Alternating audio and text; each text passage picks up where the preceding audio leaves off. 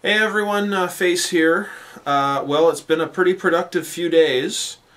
If you remember the last video that I posted, I showed off my in-progress Fine Molds 48 scale TIE Fighter, Academy 48 scale MH-53E Sea Dragon, and Hasbro Leader Class Megatron that I was customizing. All three are pretty much finished. Yeah, I'm actually pretty impressed that I was able to get so much done so quickly. I mean, I guess it's the realities of being laid off from my day job has left me with a lot of spare time on my hands to get a lot of work done. So I'm going to go over each of the different models, what I did to them, give a little bit of detail about any modifications that I made to them, and then once I'm done with that, then I'm going to let you in on what my next project's going to be. So let's start off with the TIE Fighter. As I showed in the last video, I set up a lighting system in it. I'm not going to bother to show it off again because it's not really as impressive as I had kind of hoped it was going to be.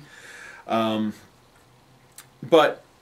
you know, I mean, it's two little red dots, you know, in the back of the back of the ship, so you know, it gives a little bit of character.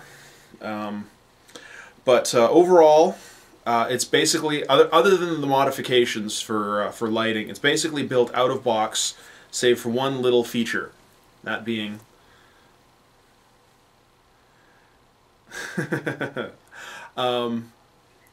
if you remember in the last video, I mentioned that I saw an article in an old issue of Fine Scale Modeler. A builder had inserted a piece of wire inside the wing, underneath the framing. I did the same thing. I carved out a channel in the solar panel and stuck a little piece of wire. I'm not sure of the actual gauge, but it's a little under 1 millimeter. But it's good and sturdy, so it supports the model quite well. And I think it looks pretty good. I think it looks great. And when I finally get my my second X-Wing, which should be, I don't know, it's going to be a while. I mean, like I said, I'm laid off, so I can't really afford to buy a lot of models at the moment. So it's going to be a little while before I actually buy another kit, but for now, at least, this will be, I can put it on the shelf, and the wire sticking out's not too obvious. It's epoxied in place, so I can't pull it out to so that it's not visible, but at least for now I can put it on a shelf, and if someone were to see it, it wouldn't be too obvious that there was something out of the ordinary. But it was a really, really nice model. As I've referred more than once, it's pretty much a scaling up of the 72nd scale kit, and it's almost guaranteed they'll be doing a TIE Interceptor soon in the same scale, because the parts break down. Well, all they'd have to do is just replace the wings and the guns on the chin, and that's the only modifications they'd have to make, and it'd be, you know, ready to go. It is such a nice kit. It goes together so easily. A skilled builder could have this thing finished inside of 3 or 4 days. So I highly recommend it. Very highly, highly recommend it, as I do with all of Fine Mold kits. I mean, they're other Star Wars kits. I mean, I haven't built any of their other models, but their Star Wars kits are absolutely top-notch. So, next up, set that aside. Next up, is my MH-53. This is another one of those models that I never really thought I would finish.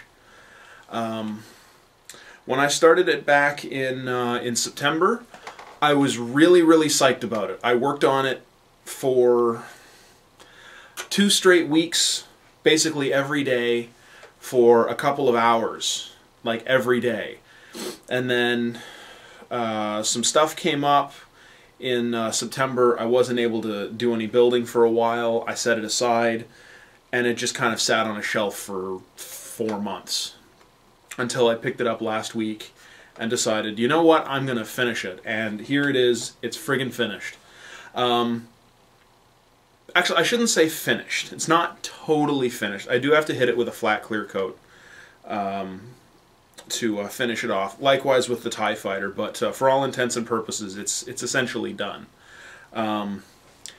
The decals were a little bit troublesome, especially the non-skid walkways on the upper surfaces. The trouble being that some of them are really, really large, so they tended to bubble in places. I hate applying decals. I always have. I've never been very good at it. So working with this has really helped me to expand my my skill set with applying decals, especially large decals that cover a lot of area. So like by the time I got to the last few, let's say the Black Stallions marking along the sponson, which is one of the, like these two decals are like the two of the largest in the entire kit. They had virtually no silvering compared to, let's say, these ones on top of the sponson, which had a significant amount, especially on the panel lines. I was able to correct most of that by taking a hobby knife and very, very gently scoring along the panel line and adding a little bit of Solvaset. It seems to have fixed it, but nevertheless, it was kind of an annoying flaw. So, but I learned a lot. I really learned a lot working on this thing. If you look, you can see inside the cockpit. I don't know, you probably can't get too much detail, but I'm quite happy with the results in the interior and also in the back. Let's see if I can get some better lighting. One of my light bulbs just burned out on me as I was about to shoot this, so I have to improvise. But if you see there, you can see inside the passenger area. That was the first area, the first part of the model really that I worked on, and I think it worked out quite well. I did a very little bit of weathering using pastels, but most of what I did was to hit it with an oil paint wash. Didn't really show up so much in the panel lines because the panel lines really are quite shallow. But also because the model, it was painted such a dark color. I'm not sure how accurate it was. I think I probably should have gone for a slightly lighter shade of gray. But nevertheless, I mean, I'm thrilled that it's even finished. So, I mean, I'm not complaining about the little niggling little problems. So yeah, that's basically where that one stands. I'm going to pull out my airbrush and do, like I said, the final flat clear coat this afternoon, and then I'll put it up on the shelf and it'll be finished. And finally, of the three, which was actually the first one to be finished of these three, is the one that took me the least amount of time, my modified Transformer, Megatron. I believe when I showed him off before, I had done all the modifications I was going to do, cutting off of the arm, carving out some battle damage in his waist. You can see there's like some wire sticking out there. And I also ground off half of his jaw because in the movie Optimus Prime manhandles him and aims his own fusion cannon at his face and blows off half of his face. And from the pictures we've seen of the toys leading up to the next movie, that's apparently going to be a plot point. That he was badly damaged and his pride was wounded, or he hasn't been able to put himself back together. But whatever, he's wearing a tarp essentially to cover his mangled body. So I'm actually kind of excited to see where they go with that.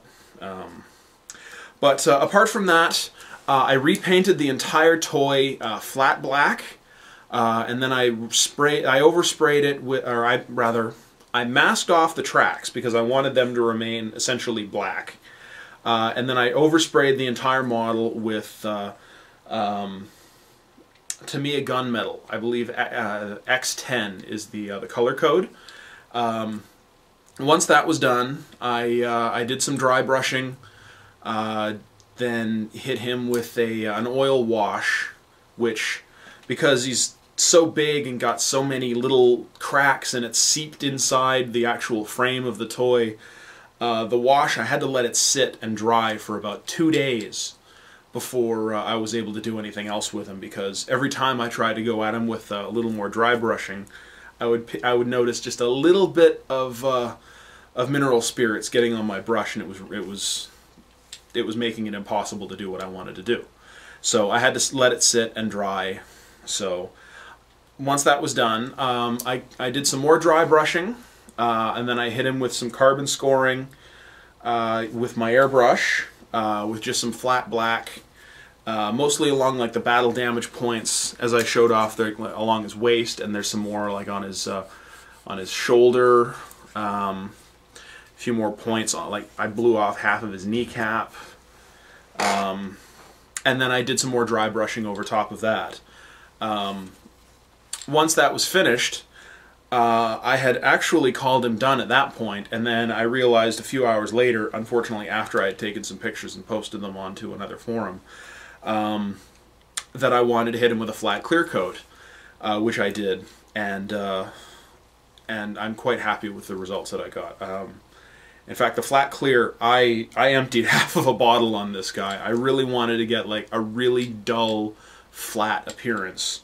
So he's got a pretty thick coat of flat clear on him. He still retains all of his posability. You know, full rotation in his shoulder, universal joints, rotating forearm, elbow. Can still flip you the bird. His head never really had any articulation to speak of, but what there was is still there. Still has like full hips, knees with heavy ratchets. So you can still pose him just the way you wanted to. Same with his gimpy broken arm. So I'm really happy with the result that I got. Considering I only worked like 3 days and didn't do any, you know, significant replacement, rebuild modifications like some other toy modifiers like Incline Designs, who I've been watching a lot of lately. He does similar work, but is way better than I am. Seriously, like I saw his, he did a diorama of this Megatron and Optimus Prime from a scene from the movie, the battle in the forest where Megatron kills Optimus Prime. Oh, spoiler for Revenge of the Fallen. But it's okay, he got better. And his build is absolutely stunning. The modifications that he made were absolutely incredible, and I aspire to be half as good as he is.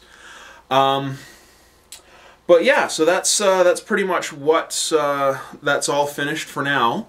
So like I said, I'm going to let you in on what my next project is, and unfortunately the box is under my tripod, so if you'll excuse me 1 second. I've been toying with what to do next.